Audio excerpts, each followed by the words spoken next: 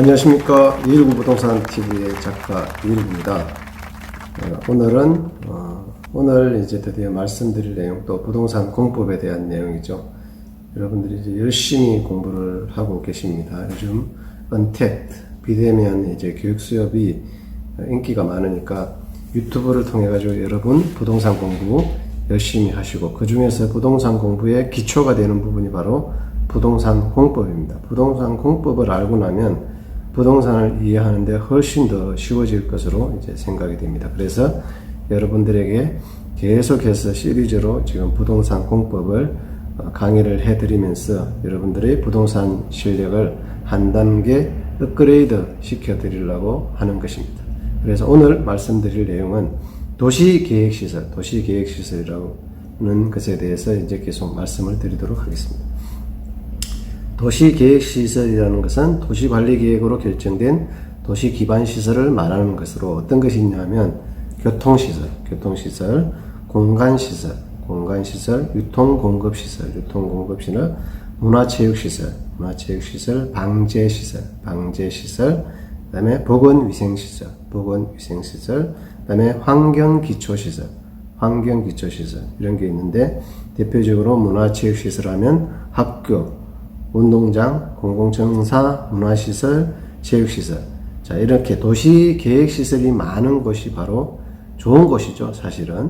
그래서 대도시권역에는 이런 게 잘 갖춰져 있고, 아주 이제, 읍면동, 저기 시골 마을들은 이런 게 이제 제대로 갖춰지지를 않습니다. 그래서 불편함을 많이 느끼기 때문에 사람들이 살다가 거기를 떠나서 이제 대도시권역으로 이사 오는 경우가 많이 있죠. 그래서 도시계획시설이 좋은 곳이 우리가 살만한 곳이다, 우리가 꼭 필요한 시설들이다, 이렇게 이해를 하시고요.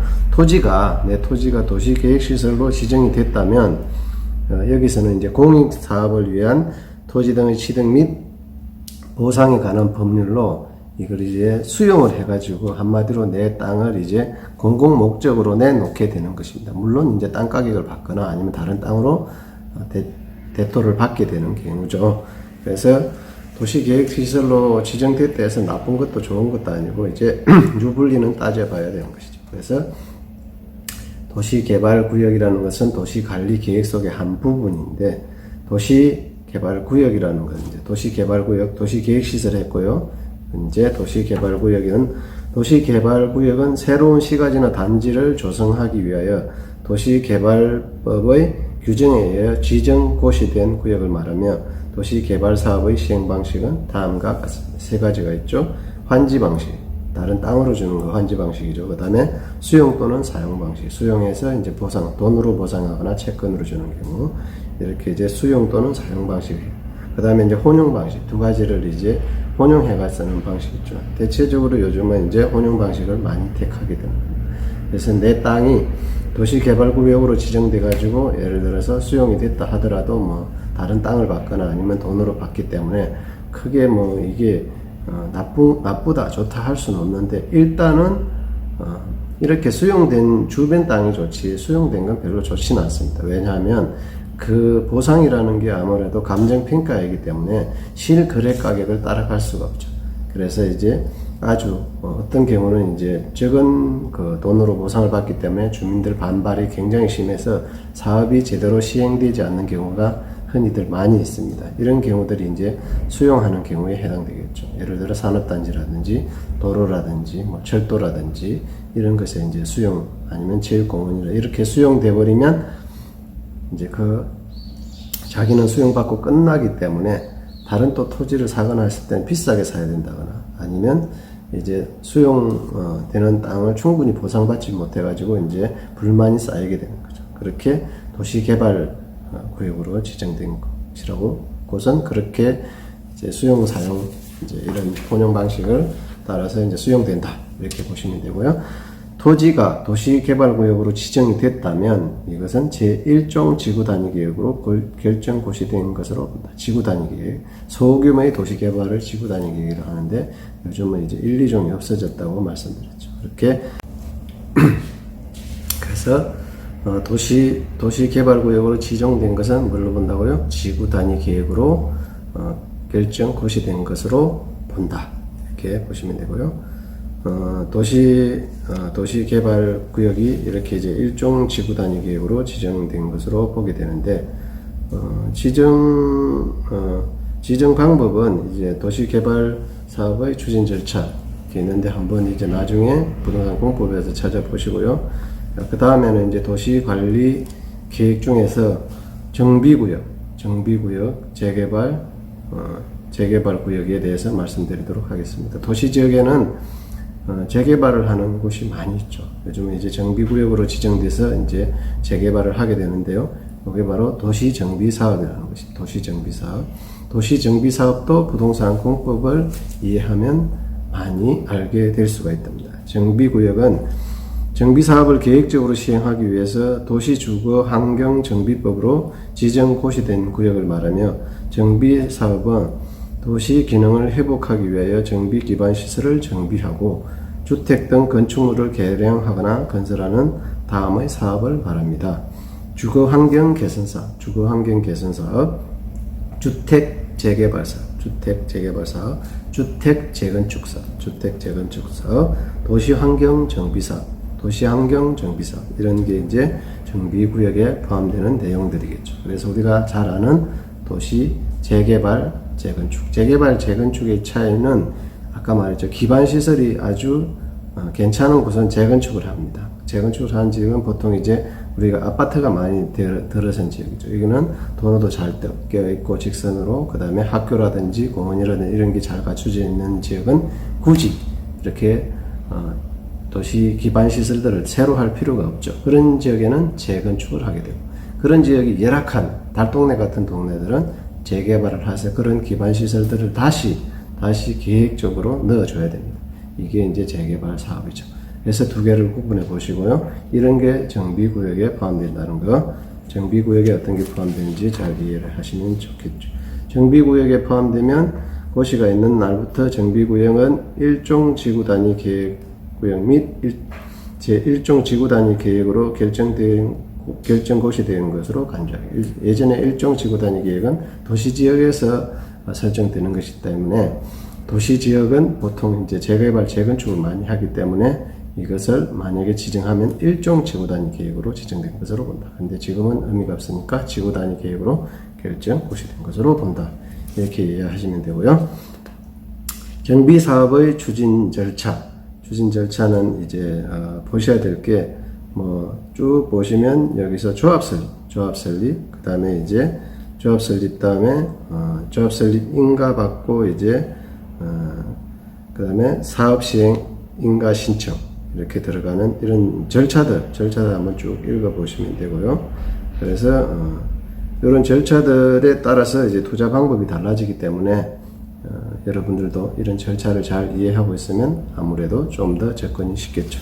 그래서 정비사업은 그런 것이고요. 지구단위 계획은 아까 말씀드렸는데, 간단하게 말씀드리면, 지구단위 계획은 일정 구역의 도시 기반시설, 아까 앞에 말했죠. 어떤 것이라는 거, 도시 기반시설을 갖추는 것을 전제로 도시계획 심의를 거쳐 도시개발을 허용하는 제도입니다. 한마디로 집중적으로 개발을 하겠다는 것이죠. 도시를. 그렇게 이해하시면 되고, 2종은 없어졌다. 지구단위 계획은 아주 디테일하고 촘촘한 계획이라고 볼 수가 있습니다. 그래서 지정 대상은 어떤 것이 있다. 지구단위 계획으로 지정되는 지정 대상은 어떻게 되었다. 새로 도시지역으로 편입되는 구역이라고 말씀드리고, 또는 정비구역 및 택지개발 지구에서 시행되는 사업이 끝난 후 10년이 지난 지역, 체계적 계획적 개발 관리가 필요한 지역으로 면적이 30만 제곱미터 이상인 지역, 그 다음에 도시 외 지역은 개발진흥지구로서 대통령령으로 정하는 요건에 충족한 지역, 이거는 지구단위 계획으로 지정한다.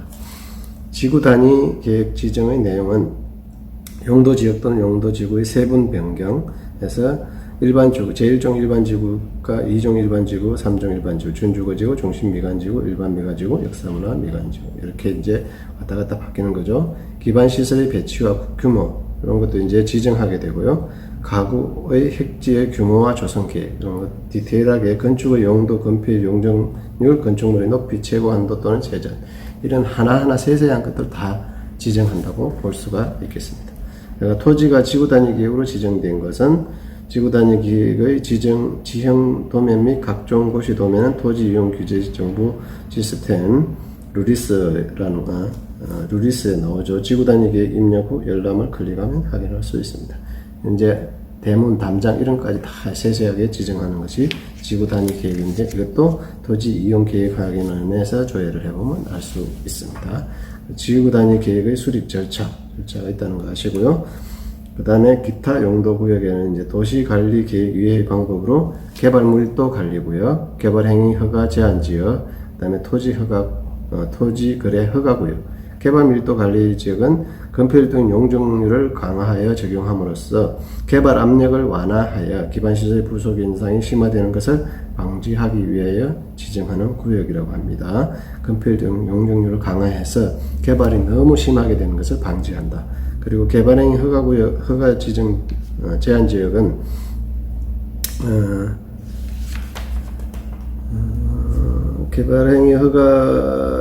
개발행위 허가를 금지하는 지역. 왜냐하면 이제 어떤 수용 또는 이제 우리가 산업단지를 만들 때 개발행위를 자꾸 허용하게 해주면 거기다가 건축물을 짓거나 뭐 나무를 심거나 해서 보상을 더 많이 받으려는 것 때문에 개발행위 허가 제한 지역으로 묶어버립니다. 이렇게 해서 개발행위 허가도 못하게 하죠.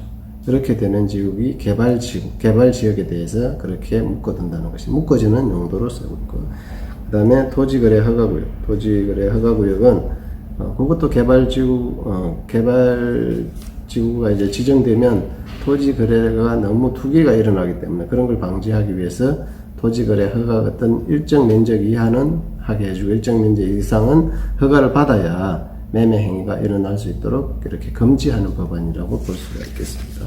이런 게 다 도시관리법, 도시관리 이제 계획에 나와 있는 내용이라고 볼 수가 있겠습니다.